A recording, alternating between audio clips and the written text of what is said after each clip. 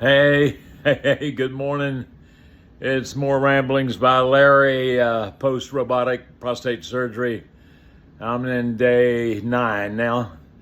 And yesterday morning, I had my catheter removed. I'm now back at my house where I live. Made the drive after the catheter removal, about 250 miles. Let me tell you what that was all about, because I know that is always paramount on a man's mind, having that tube pulled out. Or it was on mine, okay. I'd read about it. They had told me about it. I'd talked to friends who knew about it, that had had it done. And I was kind of apprehensive. I mean, I've had guys tell me it's going to feel like they're pulling your insides out. One guy said it burned so bad I thought I was on fire. I mean, I've heard some really dynamic representations of what it was all about. So I went in there with that attitude that, wow, this is the last hurdle, so get it behind me. It's not going to be that big a deal. I can handle it, because once I get over that, I'm got the wind at my back. That was my mindset.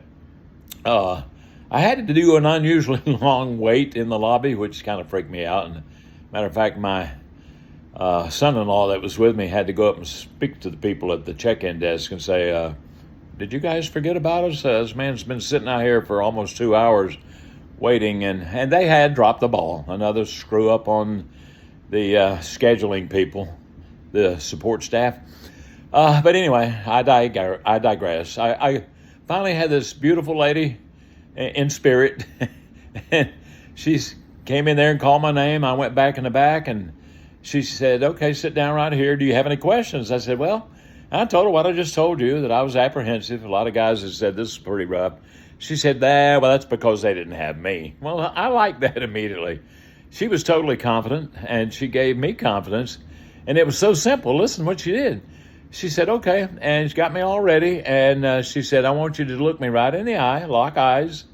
And I want you to take a real deep breath and mimic mine. And I took mine in. Okay, exhale slowly. I did mine. And she said, okay, let's do that again. In we go, and out we go. And about just a millisecond into starting my second exhalation, she pulled that thing out so fast it was over before I knew it, and I could not believe it. I didn't have any pain. And I said, wow, you're an angel. I kept complimenting her on her skill set. So anyway, that was that was great.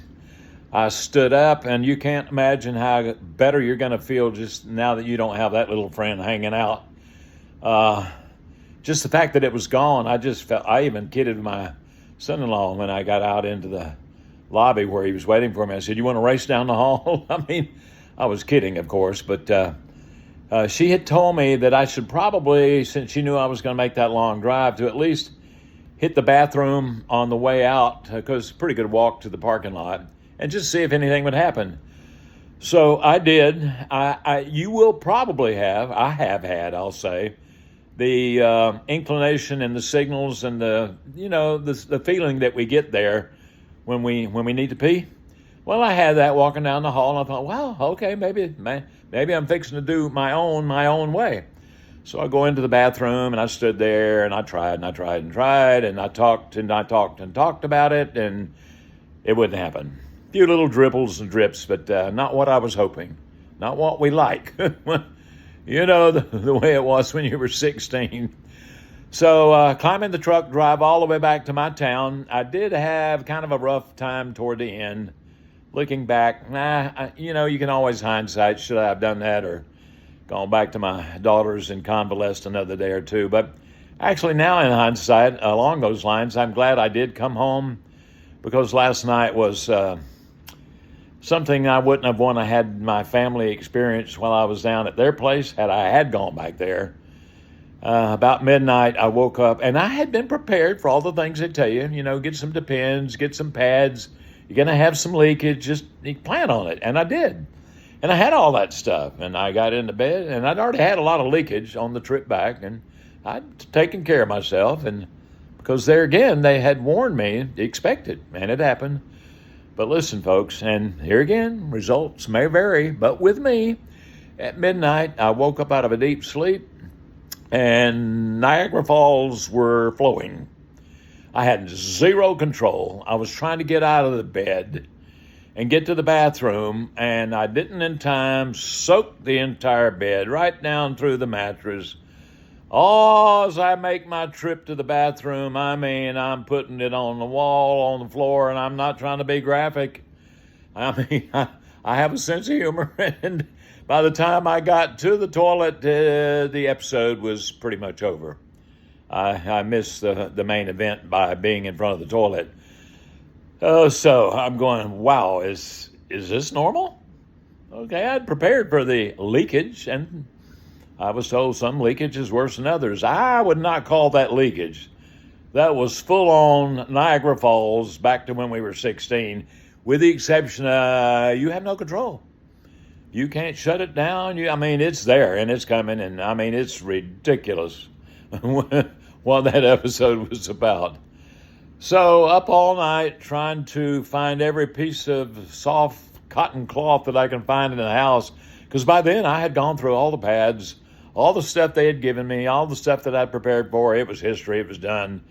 What am I going to use? I got me a towel, rolled it up, put it down on my mattress because I'm dead tired. I need sleep bad. And I don't want to lay in a pool of you-know-what. So I got that kind of fix where I could get back in my bed. Got me an old T-shirt and rolled it up and stuffed it between my legs to catch any more leakage. And about an hour later, that hit again. Basically, from midnight to daylight, which is just a little after that now, had about 3 episodes of that. It felt like a quart at a time, but you know how that goes. Probably wasn't, but it was enough that I was still completely out of control. And I guess it's good I live alone, because I would not want to make anybody in my life endure and having to deal with that. I cleaned everything up the best I could when I was able to get up this morning. And I did call. I called the facility and had them return my call about 30 minutes later with a urologist. And I told him what I just told you. And I said, all I want to know is that okay? Is there a problem? Or I was never told that. He said, well, it varies. And yes, it's okay. Nothing's wrong. And it will get better. I said, that's what I needed to hear. I'm okay. I'm not a whiner. I just wanted to be sure that there was not anything more outstanding that was not right. So all morning I've been kind of moving around a little. I got a whole washing machine load of things being washed to prep for a new day. Have a local family member here in town bringing me the old Depends and pads and paper towels and everything I can think of that might help what I know is to follow. For me, that is, I think my level is probably going to be at the high end of the bad level as far as the flow. But it did indicate several times this too will pass. And he did also say, make sure you keep doing your Kegels. Now, I'm pretty certain your facility probably has talked to you about that. I even got a brand new sheet on a brand new set and method of doing the Kegels post removal of a catheter.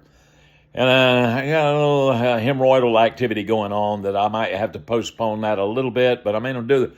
I've done some. I'm going to do it the best I can. I'm going to try to keep working into that because I've got different sets, different durations, 3 times a day to do 3 times a week. It's not every day. They want you to do it 3 times a week, 2 different sets for different durations. But anyway, not going to get into that detail. You do whatever the detail is that your people give you, but I just wanted to get it fresh, get it out there, and get it back up to you because I told you I would keep up with it, and I have. So I wish you all the best. I'm on the downhill run with the wind at my back, and I think I'm getting stronger every day, and I'm just going to tell it to you exactly the way it is as it happens. And I don't know when my follow-up appointment is. They didn't tell me. They said they would contact me and let me know when I need to come back. And, of course, I'll definitely be posting that. But there might be some interesting things that happens in between now and then because I think that's going to be 2 or 3 months out. Or I don't know. It might be sooner.